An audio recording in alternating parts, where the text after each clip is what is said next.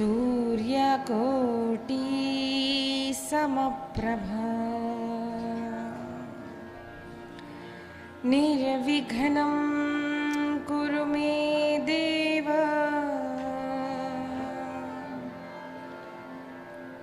सर्वकार्येषु सर्वदा।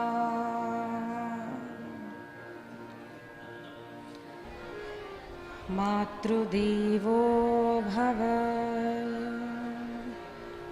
पितृदेवो भव आचार्यदेवो भव अतिथिदेवो भव परस्परदेवो भव। अपने को कितना ही शक्तिशाली समझो, हमसे बुद्धिमान भगवान है। भगवान की सत्ता हमसे कई गुना ज्यादा है, याद रखना है। The difference between soul and Lord is qualitative and quantitative.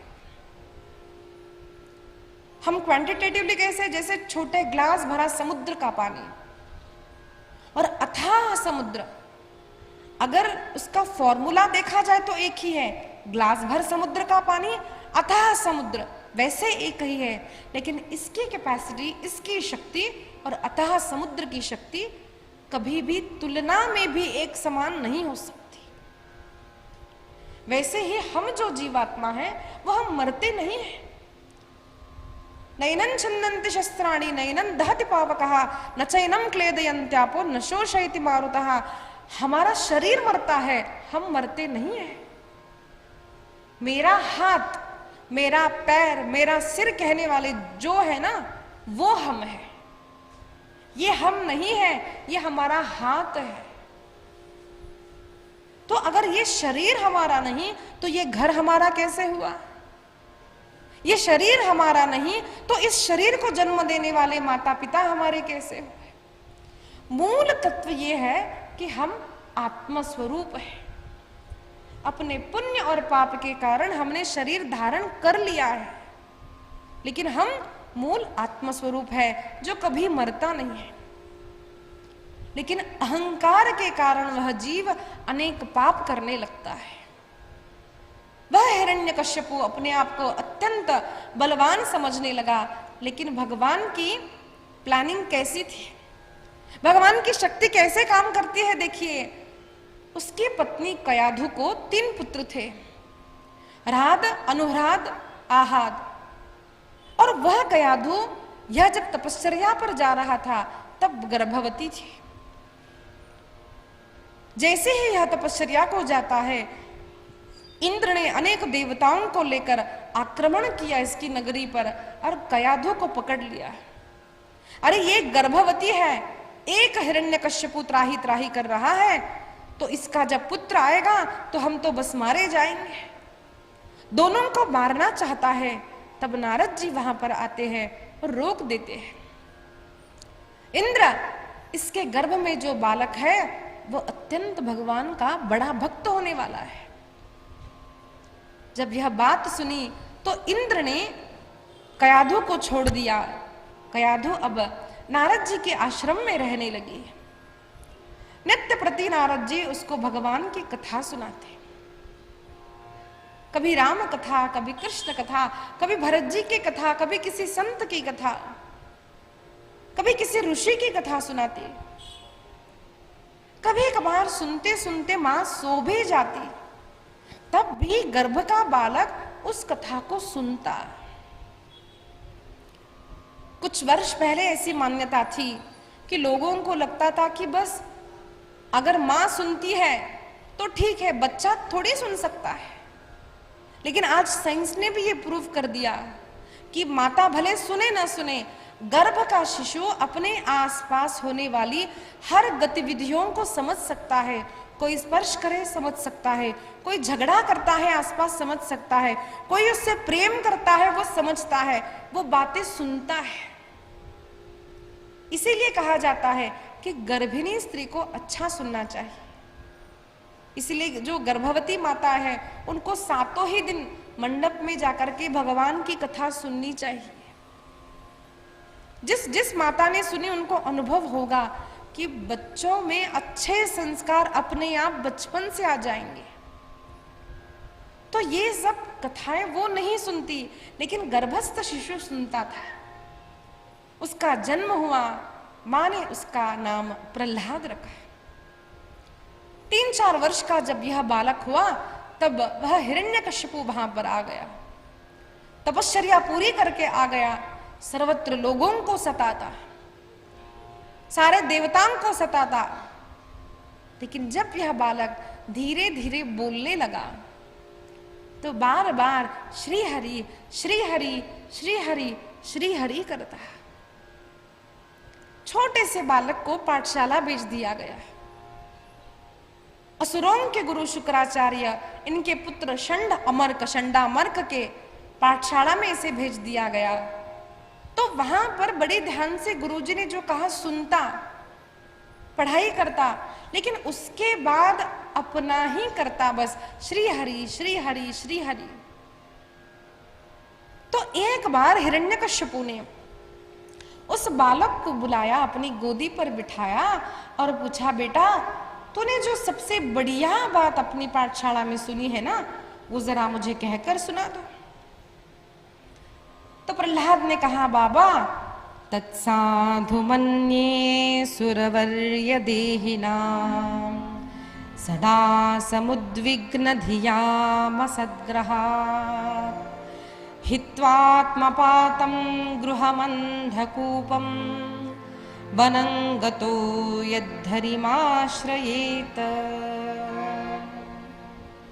बाबा मुझे तो बस यही लगता है कि हर जीवात्मा को इस अंधकूप से, इस संसार के बचने के लिए एकमात्र श्री हरि की शरण ग्रहण करनी चाहिए।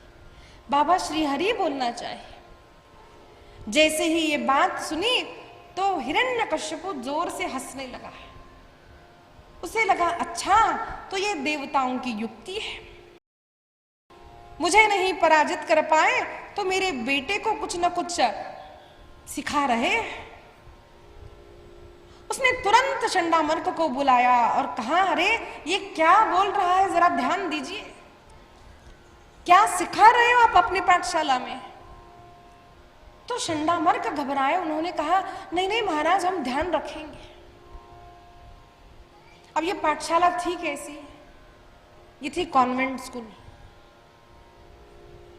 कॉन्वेंट यानी क्या होता है? हम जब अपने बच्चों को स्कूल में डालते हैं तो कई सारे माता पिता बस यही देखते हैं कि वो कितनी बड़ी स्कूल है, गवर्नमेंट में उसको पहले रैंक मिला है या दूसरा रैंक मिला है, ये हम देखते हैं, फीस भरते हैं, बच्चों को भेज देते हैं, बस पढ़ाई करके पहला मार्क मिला, पहला रैंक, दूसरा रैंक, बस हम खुश हो जाते हैं कि भाई मेरा बेटा तो इंग्लिश अच्छा बात करता है, मेरा बेटा देखो कैसे कपड़े। लेकिन हमारे बच्चों को अपनी स्कूल में क्या सिखाया जाता है, ये अनेक माता पिताओं का ध्यान भी नहीं रहता। और कई सारे लोगों का, बच्चों का अनुभव है कि स्कूल में माता पिता डालते हैं श्रद्धा के साथ, लेकिन वहां पर उनको सनातन धर्म के विरुद्ध बातें सिखाकर उन बच्चों को अपने अपने पंथ में ले जाने का प्रयास किया जाता है। और ये बात बड़ी सूक्ष्मता से, बड़ी युक्ति से की जाती है। एग्जीबिशन ले गए, एकदम से गाड़ी खराब हो गई, बेटा तुम अपने भगवान को याद करो, तो फिर गाड़ी स्टार्ट नहीं हुई। फिर कहा, बेटा तुम देखो, तुम जीसस को याद करो, और जैसे ही जीसस को याद किया, गाड़ी स्टार्ट कर दी गई। और कहा, देखो जीसस तो बड़े कृपालु है, देखो ये भगवान ऐसे कभी नहीं होते, जीसस ऐसे नहीं थे। ये कन्वर्ट करने वाले जो लोग हैं ना, सच्चा जो क्रिश्चियन है, वो ये नहीं करता है। कुछ लोगों को अपने धर्म का पालन करने से ज्यादा इंटरेस्ट इसमें होता है कि लोगों को अपने धर्म में लाए। ये किसी भगवान ने नहीं कहा है। अब उनको कन्वर्ट करेंगे बच्चों को बचपन से, धीरे धीरे धीरे उनका मन परिवर्तित हो जाएगा, और बड़े होने के बाद जब हमको पता चले तब बहुत देर हो जाती है। ऐसे कितने परिवार हैं जहां पर युवा युवतियों ने अलग धर्म के लोगों से विवाह कर लिया, दूसरा धर्म स्वीकार कर लिया, तिलक लगाना पसंद नहीं करते, अपने भगवान को वे ही नाम रखते हैं। अरे हनुमान जी कैसे, उनकी तो पूछ है भाई, ये भगवान कहाँ हो गए? अरे तुम्हारा भगवान तो वराह है, तो सुअर है, मत्स्य है, ये तो मच्छी है, ये कैसे ये सब उनको बचपन से धीरे धीरे ऐसा सिखाया जाता है कि बच्चों की बुद्धि ही भ्रष्ट हो जाती है। और हम समझते हैं हमारे बेटे बड़े बड़े स्कूल में जा रहे, बहुत अच्छी पढ़ाई कर रहे हैं। इसके कारण हम हैं। इसको आसुरी विद्या कहा है। संत वर्णन करते हैं बच्चों को बचपन से ही अच्छे संस्कार, अच्छी शिक्षाएं माता पिता को देनी चाहिए। ये सच्ची पाठशालाएं नहीं है। सच्ची पाठशाला घर से आरंभ होती है। सच्ची पाठशाला, सच्चा ज्ञान कथा में ही मिलता है। इसीलिए देखिए, स्कूल में साइंस, सोशल आदि सब्जेक्ट्स पढ़ने वाले बच्चे भी, बड़ी बड़ी रैंक आने वाले बच्चे भी एक बार पहली से दूसरी आए तो डिप्रेशन में चले गए और कुछ खा करके मृत्यु को गले लगा लिया। बच्चे वहां पर सीखते क्या है? बच्चे धन कमाना सीखते हैं। अलग अलग प्रकार से बच्चों को केवल धन कमाना सिखाया जाता है, लेकिन क्या ये पाठशाला में सिखाते हैं कि धन धर्म से कमाएं? जो धन तुम कमाओगे, जो तुम विद्या कमाओगे, वो समाज के कल्याण के लिए है। क्या वहां पर सिखाया जाता है? एथिक्स सिखाए जाते हैं? प्रिंसिपल्स वहां पे सिखाए जाते हैं? नहीं सिखाए जाते वहां पर। ये शिक्षण हर व्यक्ति को केवल कथा से ही प्राप्त हो सकता है। कथा से ही, संतों से ही, शास्त्रों से ही वो संस्कार मिल सकते हैं। चमचे से खाना उनको अच्छा लगता है, हाथ से खाना अच्छा नहीं।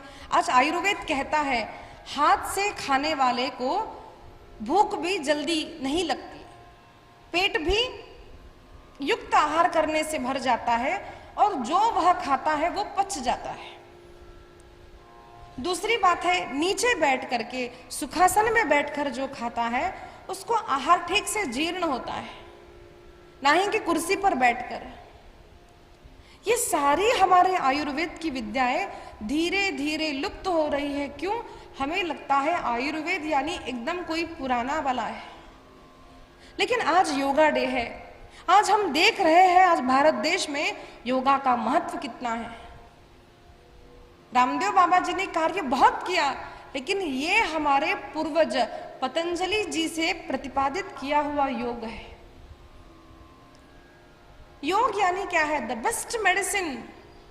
कितनों को तो रामदेव बाबा जी ने बताया कि आपको ऑपरेशन की आवश्यकता नहीं है। युक्त आहार विहार अगर हो, आपके विचार अच्छे हो, अच्छा आप सुनोगे, अच्छा विचार करोगे, तो ये सब आपकी तबीयत को अच्छा बनाएंगे। ये सभी कुछ हमें शास्त्रों से ही मिल सकता है। इसलिए अपने बच्चों को अच्छे संस्कार कम से कम हमें घर में देनी चाहिए। बच्चे स्कूल में क्या सीख रहे हैं, हमें यह घर पर ध्यान रखना चाहिए। छोटा सा प्रहलाद पाठशाला में पढ़ता है, लेकिन घर आकर फिर श्री हरि श्री हरि श्री हरि श्री हरि करता है। फिर से उसे बाबा ने बुलाया, कहा बेटा अब बताओ तुम्हें कौन सी चीज अच्छी लगती है, क्या तुमने अच्छी बात सीखी? तब प्रहलाद ने बताया, बाबा श्रवणम कीर्तनम विष्णोः स्मरणम पादसेवनम अर्चनम वंदनम दास्यम सख्यम आत्मनिवेदनम। बाबा श्री हरि का श्रवण करना चाहिए, श्री हरि की कथाओं का, लीलाओं का स्मरण करना चाहिए, कथन करना चाहिए। बाबा अपने सुख दुख को आत्मनिवेदन प्रभु से करना चाहिए। बाबा सच्ची मैत्री, सच्चा सख्य तो कृष्ण से ही हो सकता है। सुंदर जब यह बात प्रहलाद ने कही, अत्यंत दुष्ट हिरण्यकश्यपु को क्रोध आया। उसने तुरंत उस छोटे से बालक को नीचे गिरा दिया। अरे कहां धूर्त, ये सब पढ़ते हो, कितनी बार कहा है मैं भगवान हूं, वो श्रीहरि भगवान नहीं है। बाबा वे ही भगवान है, जिसके हाथ में जन्म है, जिसके हाथ में मृत्यु है। बाबा हर प्राणी से जो समान प्रेम करता है, बाबा जो सबका कल्याण करता है, बाबा जो सबका पोषण करता है। बड़ा क्रोधित हुआ हिरण्यकश्यपु और आज्ञा दी सिपाहियों को, इसे मारो, चाहे जिस तरह इसे मारो। ऊंचे ऊंचे पहाड़ों से नीचे गिरवाया गया, सर्पों से, काले काले सर्पों से उसे डसा गया, हाथी के पैरों के नीचे उसे कुचला गया, गरम गरम तेल में डाला गया। कितने ही प्रयत्न कर लिए, वो प्रहलाद छोड़ी नहीं। श्री हरि श्री हरि श्री हरि श्री हरि, कोई उसका कुछ भी बिगाड़ नहीं पाया। जाको राखे साइया, मार सके ना कोई।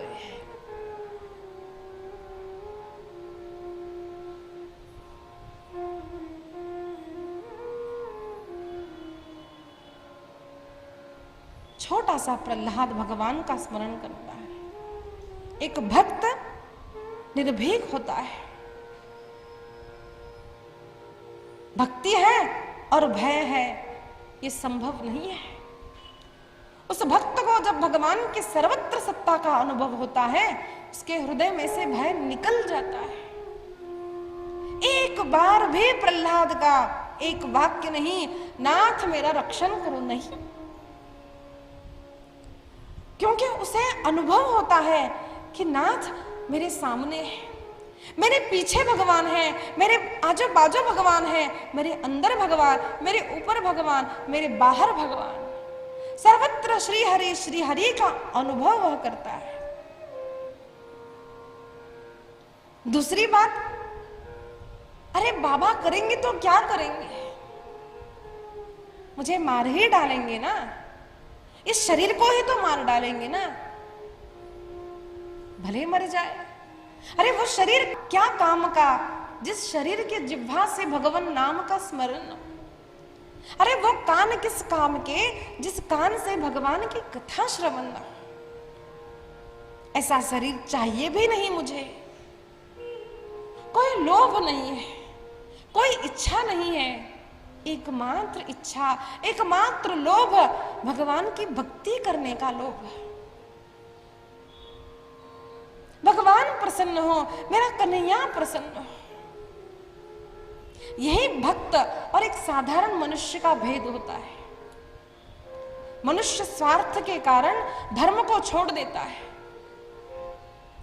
लोगों से डरकर तिलक लगाना छोड़ देता है, लोगों के डर से अपने वस्त्र पहनने का ढंग छोड़ देता है,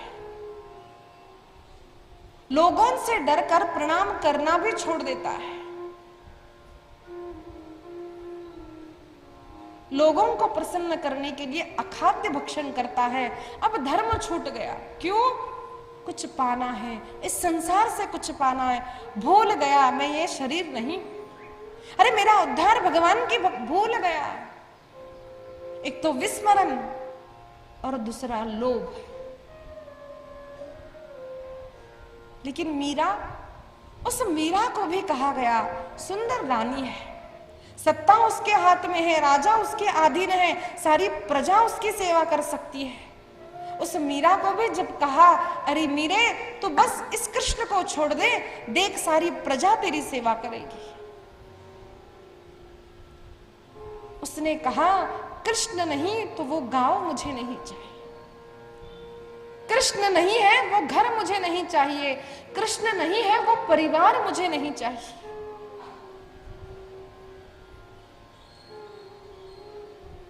घर में जब ऐसा प्रसंग आता है तो जीव लोभ को चुनता है, एक भक्त भगवान को चुनता है, भक्ति को चुनता है।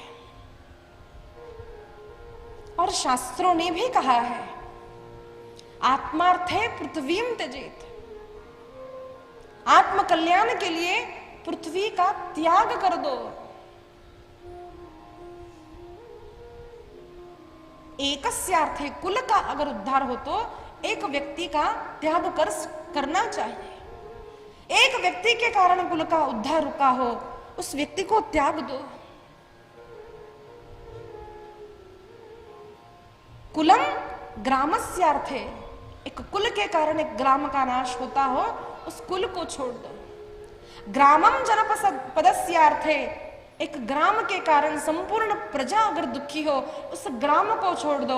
और आत्मार्थे पृथ्वीम त्यजेत, आत्म कल्याण के लिए पृथ्वी को भी छोड़ना हो ना, छोड़ दो। सबसे मुख्य धर्म क्या है? अनेक लोग यह पूछते हैं, बोलते हैं, आज भी पूछते हैं कि अरे ये श्री राम कैसे है, वो कैसा है तुम्हारा भगवान जिसने अपनी गर्भवती पत्नी को छोड़ दिया। चिंतनीय विषय है। राजा राम ने रानी सीता का त्याग किया है, लेकिन पति राम ने पत्नी सीता का त्याग नहीं किया है, याद रखना। अगर सीता का त्याग किया होता तो उन्होंने फिर से विवाह कर लिया होता। अनेक बार गुरुदेव कहते हैं, वशिष्ठ कहते हैं, राम यज्ञ करना हो अकेले नहीं कर सकते, विवाह कर लो। अयोध्या के राजाधिराज है, विवाह नहीं कर सकते थे। नहीं, मैं एक पत्नी व्रता, सीता ही मेरी पत्नी है। पति राम ने पत्नी सीता का त्याग नहीं किया है, राजा राम ने रानी सीता का त्याग। क्यों? यहां पर धर्म, राज धर्म मुख्य है, पति का धर्म मुख्य नहीं है। सीता को अपने से दूर अवश्य रखा है, अपने शरीर से, अपने मन से दूर नहीं रखा। एक संत के पास उस सीता मैया को रखा और अखंड उस सीता से अभिन्न रहे। इसीलिए हर बार यज्ञ होता तो सुवर्ण की सीता बनाई, ऐसा वर्णन है रामायण में। ये क्या प्रतिपादित करता है? मनुष्य के लिए कौन सा धर्म मुख्य है? हर व्यक्ति के लिए देखिए, हम जो है, एक स्त्री है, पुरुष है, उसके अनेक धर्म होते हैं। जैसे एक स्त्री है, वो किसी की बेटी है, पुत्री धर्म, किसी की पत्नी है, पत्नी धर्म है, किसी की माँ है, माता का अपना धर्म है। कोई वही अगर कोई मिनिस्टर है, ऑफिसर है, तो अपने ऑफिस का एक धर्म है, अपने देश के प्रति उसका कर्तव्य है। अगर उसे ऐसे व्यक्ति को पूछा जाए कि तुम किस धर्म को महत्व देती हो, तो उस स्त्री को अपने मातृ धर्म को नहीं, पत्नी के धर्म को नहीं, अपने पति के धर्म को नहीं, उसको महत्व देना चाहिए देश धर्म को। क्यों? हमारे परिवार से, हमारे पति से, हमारे बच्चों से वो देश बड़ा है जिस देश ने हमें आश्रय दिया है। धर्म को समझो, व्हाट इज धर्म? हर व्यक्ति के अनेक धर्म होते हैं, और सबसे बड़ा धर्म, देश धर्म से भी बड़ा धर्म आत्म कल्याण का होता है। आत्म कल्याण से बड़ा धर्म मनुष्य के लिए कोई नहीं है।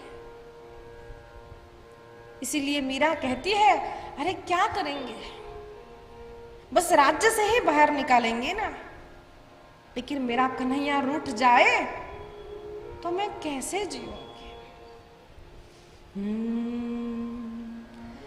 मैं तो गोविंद रागुण गास्यारी माई, गोविंद रागुण गास्यारी माई, रानो जी रूठे तुम्हारो काई कर से रे, रानो जी रूठे तुम्हारो काई। मैं तो गोविंद रागुण गास्यारी माई, गोविंद रागुण गास्यारी माई, रानो जी रूठे तुम्हारो काई करसे रे, रानो जी रूठे तुम्हारो।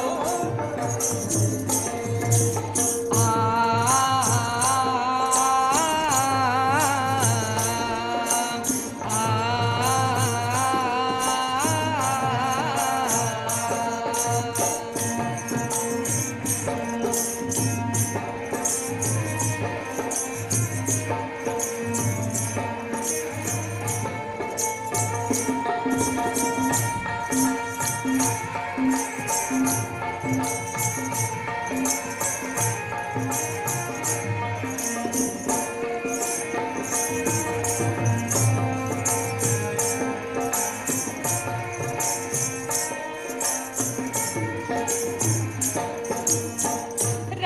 जी रूठे आपनो देश राखसे जी, रानो जी रूठे आपनो देश राखसे जी। मैं तो हर के रूठा कठे जा स्यारी माई, हर के रूठा कठे जा स्यारी माई।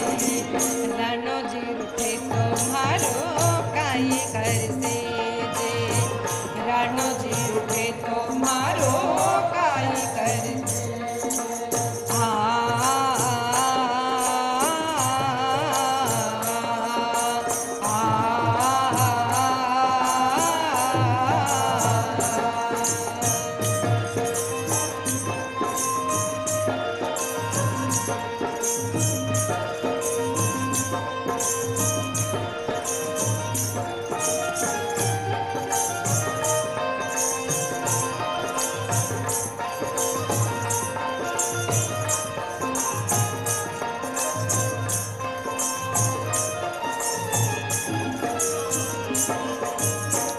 राम नाम की जहाज चला क्या, राम नाम की जहाज चला क्या। मैं तो भव सागर तिर जा स्यारी माई, भव सागर तिर जा स्यारी माई।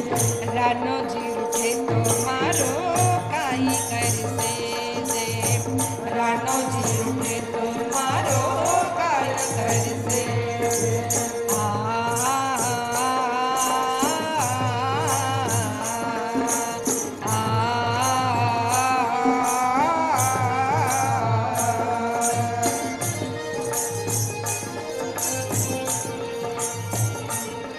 श्री राधे।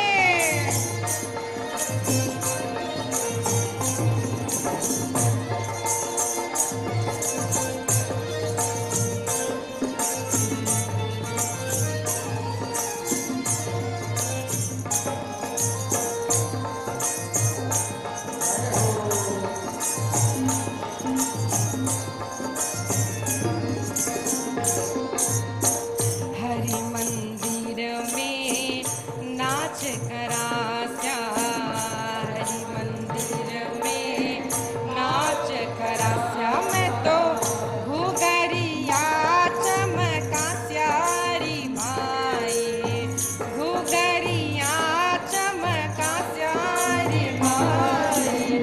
रानो जी रूठे तुम्हारो काई करसे जे, रानो जी रूठे तुम्हारो काई करसे जे।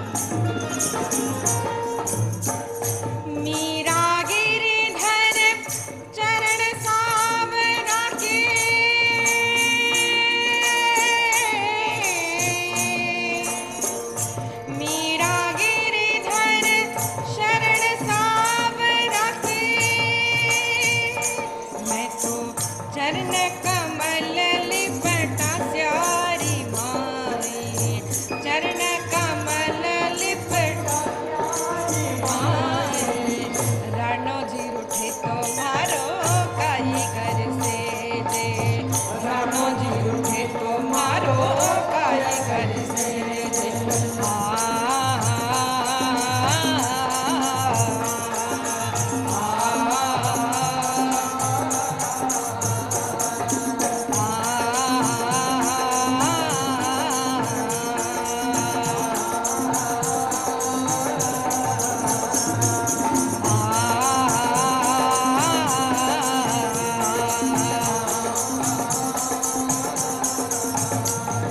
कृष्ण कन्हैया लाल की, श्री वृंदावन बिहारी लाल की। हर धर्मात्मा ने जब जब आत्म कल्याण के धर्म को महत्व दिया, हर भक्त ने जब आत्म कल्याण के धर्म को महत्व दिया, इतिहास साक्षी है, तब तब धर्म ने उसका रक्षण किया है।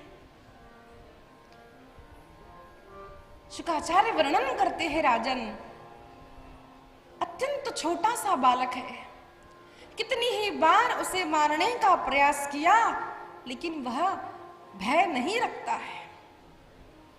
इतना ही नहीं, विष्णु पुराण में, पद्म पुराण में वर्णन आया है कि उन्हीं के गुरु ने उन पर मारण का प्रयोग किया था, कुछ नहीं हुआ। अरे जिसका रक्षण भगवान करते हैं, उसका बाल भी कोई बाका नहीं कर सकता। अरक्षितम तिष्ठति दैव रक्षितम। जिसने जब भी भगवान ने रक्षण किया, भक्त का कोई भी बाल नहीं बाका कर पाया। बाल भक्त प्रहलाद निर्भीक है, श्री हरि श्री हरि श्री हरि करते हैं। अब हिरण्यकश्यप को समझ नहीं आता, अब मैं करूं तो क्या करूं। हतबल हो गया, कुछ नहीं कर पा रहा था। तब चंडामर्क ने कहा, महाराज जी आप उसे पुनः पाठशाला भेज दीजिए, अपना प्रयत्न हम करेंगे। अब दूसरा कोई मार्ग भी नहीं था, इसी कारण उसे पुनः पाठशाला भेज दिया गया। और एक दिन जब गुरुदेव नहीं थे, सारे बच्चे खेलने के लिए चले गए, तब प्रहलाद ने उन सबको बुलाया और कहा, अरे खेल कूद में अपना समय व्यर्थ न गमाओ। मनुष्य का शरीर खेलने के लिए, सुख भोगने के लिए नहीं है। पता नहीं मृत्यु कब आ जाए, सावधान हो जाओ और श्री हरि उस हरि का स्मरण करो।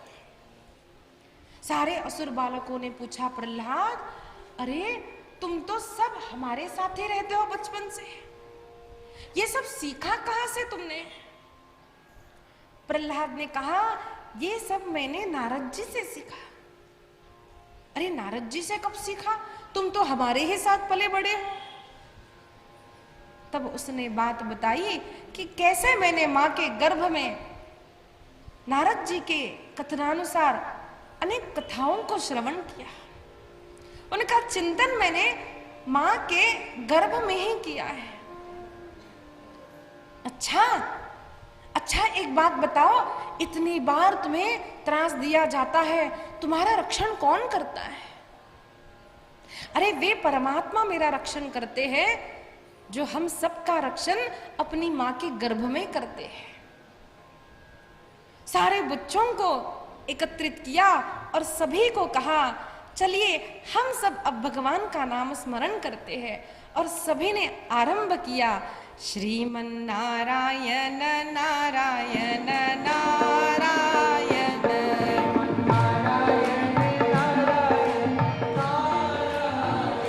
श्रीमन नारायण नारायण नारायण,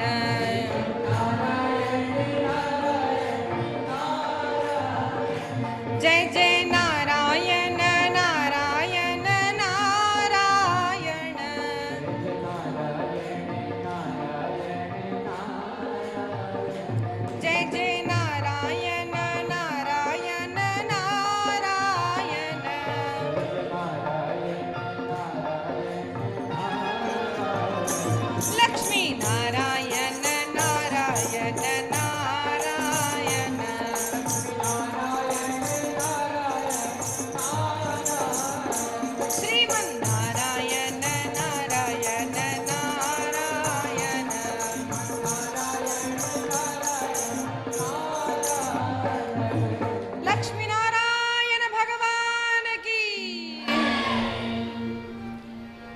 इस कथा को देखा था। अब हम आगे की कथा को देखते हैं। क्या हुआ? जब भक्त प्रहलाद श्रीमन नारायण नारायण कर रहा था, एक सिपाही को भेजा। उसने देखा सब श्रीमन नारायण नारायण। उसने भक्त प्रहलाद को जैसे ही रोकने के लिए हाथ लगाया, संत के स्पर्श से भक्ति का रंग लग गया, वह भी श्रीमन नारायण नारायण। दूसरा सिपाही आया, फिर चंडामर्क आए। सभी को जैसे ही भक्त प्रहलाद का स्पर्श हुआ, सभी श्रीमन नारायण करते हैं। तभी हिरण्यकश्यपु आकर उन सबको रोक देता है। सारे भयभीत हो गए, सारे बालक छिप गए, सभी घबरा गए, लेकिन प्रहलाद घबराए नहीं। हिरण्यकश्यपु को अत्यंत क्रोध आया। अरे पूछा, बालक, इतनी बार तुझे मारने का प्रयत्न किया, तेरा रक्षण कौन करता है? उसने कहा, प्रभु बाबा, मेरा रक्षण वे ही श्री हरि करते हैं जिन्होंने मां के गर्भ में हम सबका रक्षण किया था। यह सुना और इतना क्रोध आया, बता तेरा श्री हरि कहाँ है? बाबा, वो तो सर्वत्र है, आकाश में है, पाताल में है, आगे है, पीछे है। बाबा, आप में है, मुझ में, सर्वत्र वो श्री हरि है बाबा। हिरण्यकश्यपु ने पूछा, स्तंभ में भी तेरा भगवान है? हाँ बाबा, इस स्तंभ में भी भगवान है। और जैसे ही स्तंभ को प्रहार किया है, टूट करके नरसिंह भगवान की, नरसिंह भगवान की, नरसिंह भगवान की। भगवान ने अद्भुत रूप धारण किया है। न नर है, न सिंह है, न मनुष्य है, न पशु है, नरसिंह रूप में भगवान आए हैं। अत्यंत उग्र स्वरूप देखा। सारे देवता आकाश मंडल में, यक्ष, किन्नर, देवी देवता, अप्सरा, ब्रह्मा जी, शिव जी, सारे ऋषि, सारे सिद्ध, सभी आ गए हैं। भगवान के इस दिव्य अवतार का दर्शन करने के लिए सभी आए हैं। सारे देवता घबरा रहे हैं, सारे असुर घबरा रहे हैं। भगवान का और हिरण्यकश्यपु में युद्ध होता है। युद्ध हो रहा है। अब देवताओं को धैर्य नहीं रहा। देवताओं ने कहा, भगवान जल्दी मारो। भगवान ने कहा, कालं तावत प्रतीक्षत, जब तक किसी जीव का पुण्य बाकी है तब तक उसे मैं भी नहीं मार सकता। उसने जो पुण्य किया था वो उसका रक्षण कर रहा था। जैसे ही समय आया, न सुबह है, न रात है, संध्या का समय, न अंदर न बाहर, दहलीज पर बैठ गए भगवान। न अस्त्र है, न शस्त्र है, अपने नाखूनों से 12 महीने नहीं है, पुरुषोत्तम मास है। न नर है, न सिंह है। भगवान की ब्रह्मा जी की सृष्टि नहीं है, वो रूप भगवान ने धारण करके उस हिरण्यकश्यपु को अपनी गोद में ले लिया, उसका छाती विदीर्ण करके उसका अंत कर दिया है। नरसिंह भगवान की, भक्तराज प्रहलाद की। उस असुर को मार डाला, असुरत्व को मार डाला, अधर्म को मार डाला, धर्म की रक्षण की है, भक्ति का रक्षण किया, भक्त का रक्षण किया। परित्राणाय साधूनाम विनाशाय च दुष्कृताम। जब जब भक्त को किसी असुर ने त्रास दिया है, तब तक भगवान ने किसी न किसी रूप में अवतार लेकर उस भक्त का रक्षण किया है। अत्यंत उग्र भगवान है।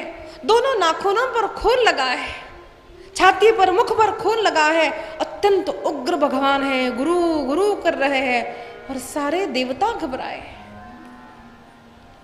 ब्रह्मा जी कहते हैं, शिव जी आप जाइए। शिव जी कहते हैं, मैं नहीं, आप जाइए।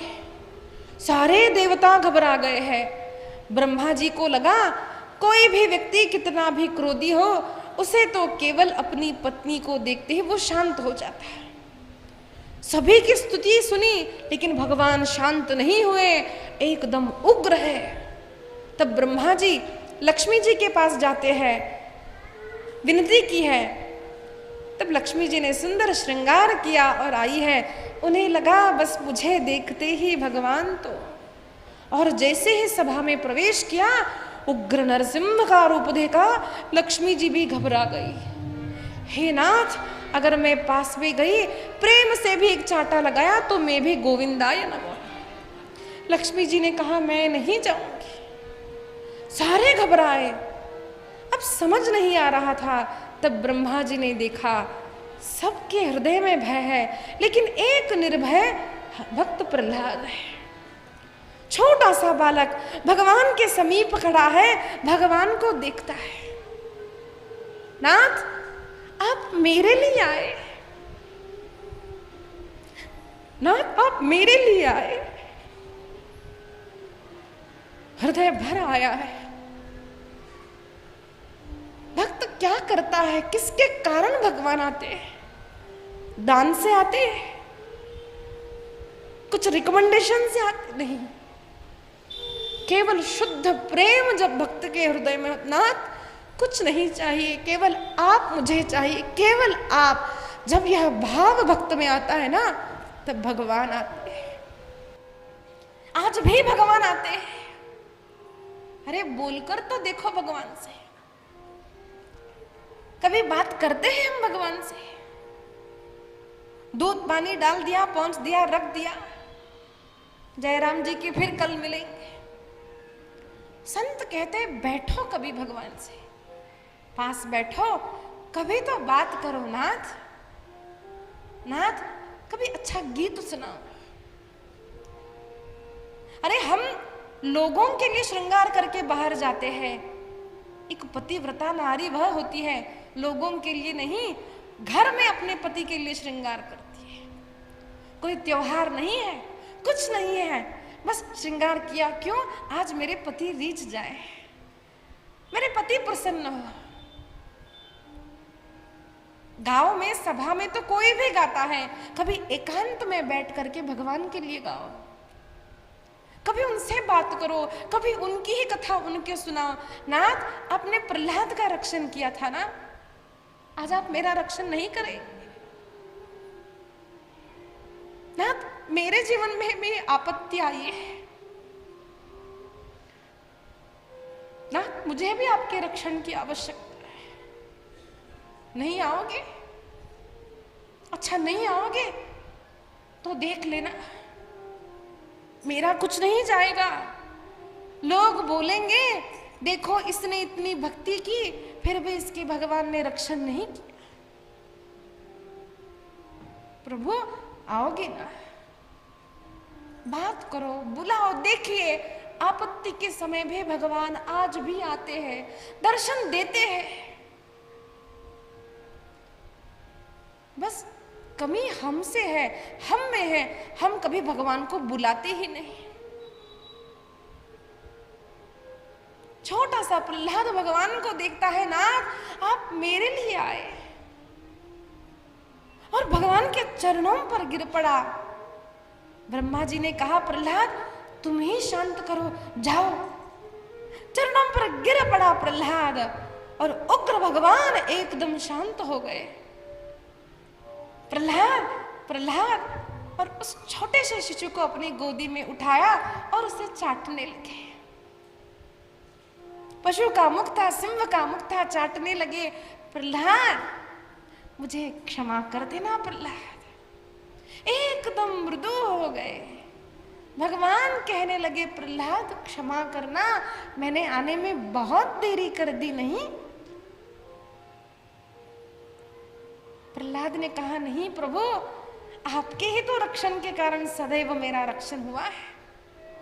क्या जब मुझे कुचला गया तब आपने नहीं रोका था? जब मुझे पहाड़ों से नीचे डाला गया तब क्या आपने ही नहीं पकड़ा था? दिखते भले ना हो, लेकिन भक्त को सदैव अनुभूति होती है, जिस रूप में भी रक्षण हो रहा है मेरा, वो केवल भगवान की ही सत्ता है।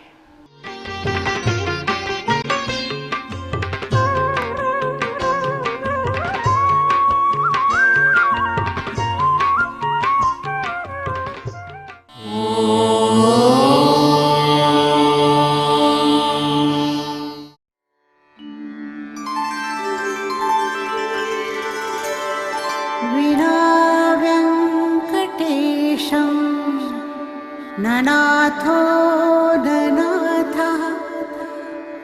सदा वेङ्कटेशं स्मरामि स्मरामि। हरे वेङ्कटेश प्रसीद प्रसीद। प्रियं वेङ्कटेश प्रयच्छ प्रयच्छ।